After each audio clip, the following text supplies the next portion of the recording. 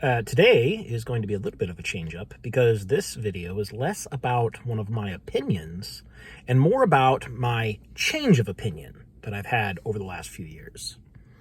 Back in the day, I used to think, why would you take a game like D&D with infinite possibilities and infinite stories that could be told and just tell a story that's in a book? Why would you buy an adventure module and just run that? You can make up your own stuff. Making up your own stuff surely is the fun of the game. And for me, it is. Whenever I run a game, I have done like one-shots out of modules before just for like specific events. But like when I'm running a campaign, I make up my own stuff. I don't run modules. And there's two basic reasons for that. One, I just need the freedom to make the game my own. And two, running out of a module is not, for me, any less work than making up my own stuff. So you don't save on work and you kind of restrict yourself on freedom. Like I have to tell the story that's in the book, and anything that I change might create problems for me later. And you have to spend a lot of time looking at reading the adventure. You have to read it through, and being able to translate that and run it at the table, to understand like what's going on, particularly if there's any scenes where like things foreshadow future things. You can't leave that stuff out. You have to know where the adventure is going in order to know how to run it now. So it's not less work, and you're restricted. So I thought, like, why would anyone run an adventure module? That doesn't make sense. And I kind of had this superiority thing, like, oh, I'm a better DM because I run my own stuff. I'm not the lazy one who runs it out of a book. And I had that thought for years. For a very long time, that was sort of my view on running published adventures. And I can't remember exactly when it was that it changed, because now I realize that going through a published adventure, I think I came to this conclusion sometime during like around the middle of 4th edition's run. So what would that be? 2010-ish? Somewhere like within 2 or 3 years of that. I think the reason why adventure modules are popular, and what I would consider the real legitimate reason to run them, aside from like sometimes you just don't have the creative energy to make up your own stuff, and that's fine. There's nothing wrong with that.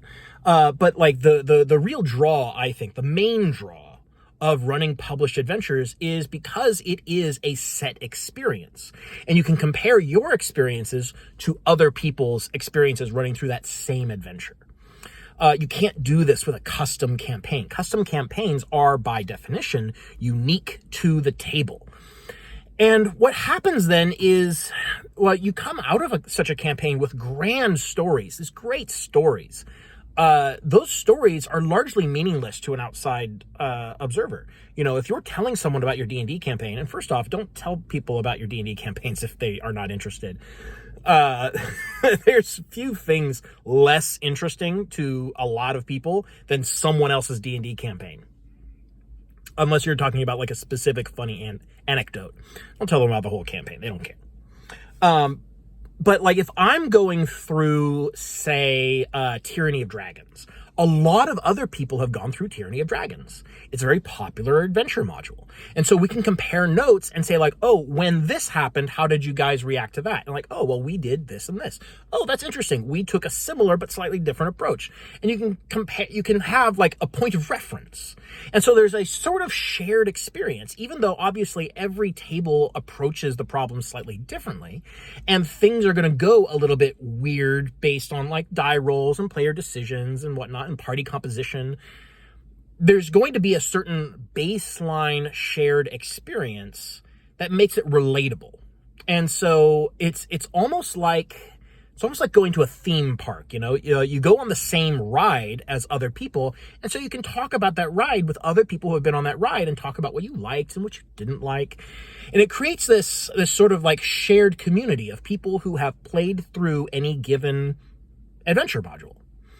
And I think that is like a really interesting aspect of of playing D&D that you don't usually get. Even a lot of other RPGs don't have published modules. And so this isn't excuse me. You don't get it with a lot of other RPGs. I think Pathfinder definitely has published modules. You've got some published modules in, I want to say, Lancer. And Legend of the Five Rings has them. Very few other RPGs. I can't think of any others that have like lines of published adventures, and certainly not ones that are popular enough to be like, names that you would recognize. It's like, have you played through this adventure? Probably yes. So people who have played D&D for a long time and that play it regularly probably have played through several of these adventures. And they are points of reference, common experiences for a community to build around. And that's really interesting to me. And so I have, since realizing this, I have come to appreciate the idea of published adventuring modules more than I used to. Because I used to think they were kind of a waste of time and money. Why would you do that? Why not make your own stuff? And I took it as a point of pride that I never ran adventure modules. I always made my own stuff. And now, while I still do that, because it's a creative release for me, and I need to be able to do that, or else I'm not really that interested in running a campaign. I can better appreciate not only people who do run those adventures, but also playing in them. I've now had this experience. I've played through a couple of different adventure modules. I think the first published module I played through was Rapanatuk in 3rd edition, which I'm not even 100% positive it was printed for 3rd edition. It might have been a 2nd edition module that the DM was just converting. And that's a massive dungeon. I don't think I've met anyone else who has played through it. But we did, and we had a pretty good time. It's certainly a different flavor.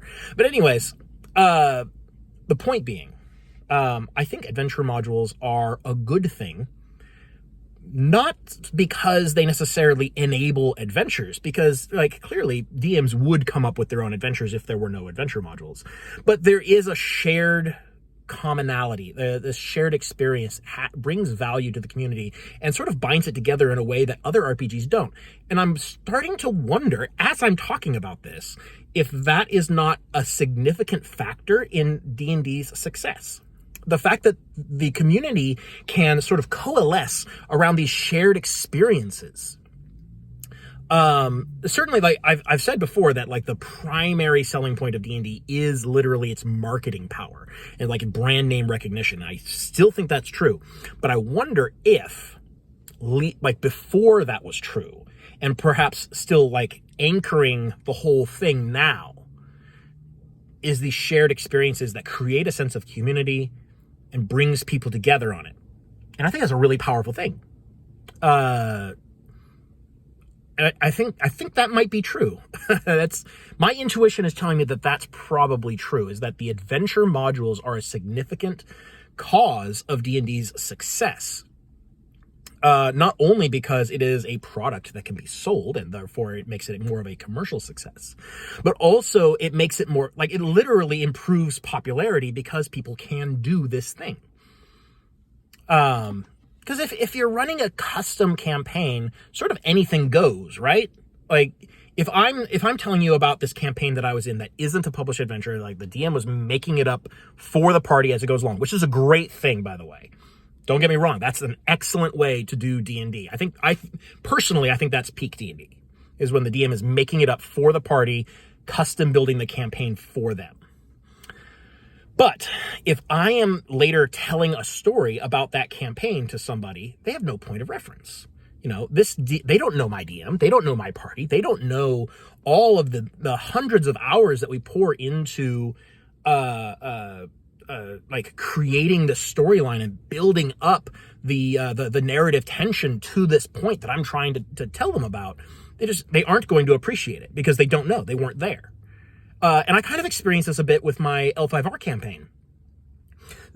My L5R campaign that I'm running on alternating Sundays is it's an incredibly tense campaign. We've had some incredibly powerful moments. I've literally been moved to tears by the things that happen in this campaign. It's so good, but I can't really talk about it because like any story that I tell about the really good moments requires so much buildup.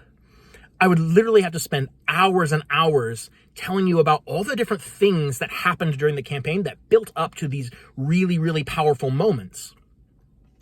And you just can't. It's not worth it. That's not a good story to tell verbally to someone. It's a story you have to experience at the table as it's happening. Whereas running an adventure module, if somebody else has played to that adventure module, they know all the context. They understand, and they can immediately sort of like lock into, these moments have this much background. I know it. Tell me how you handled it. Tell me what happened in that scene. It's so much better for storytelling later to talk to other people about. I think that's the fundamental power of adventure modules.